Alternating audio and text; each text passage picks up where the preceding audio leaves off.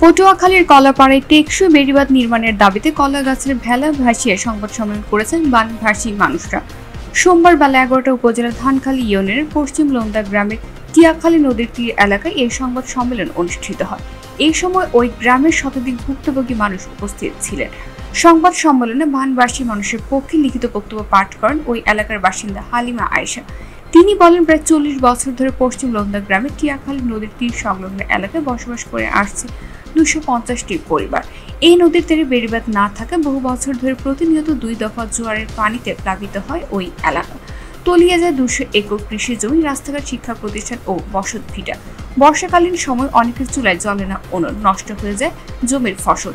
তখন চলাচলের একমাত্র বাহন হয় ভেলা কিংবা নৌকা। ওই গ্রামের ৩ কিলোমিটার এলাকায় টেকসই রিং বেড়িবাঁধ নির্মাণ করলে এই অসহনীয় দুর্ভোগ থেকে রক্ষা পাবেন এই এলাকার মানুষ। তাই দ্রুত সময়ের মধ্যে বেড়িবাঁধ নির্মাণের দাবি জানান তিনি। এলজিইডির কলাপাড়া উপজেলার প্রকৌশলী সাদিকুর রহমান সাদিক বলেন, ভুক্তভোগীরা আবেদন করলে বাঁধ নির্মাণের বিষয়ে ঊর্ধ্বতন কর্তৃপক্ষকে অবহিত করা হবে।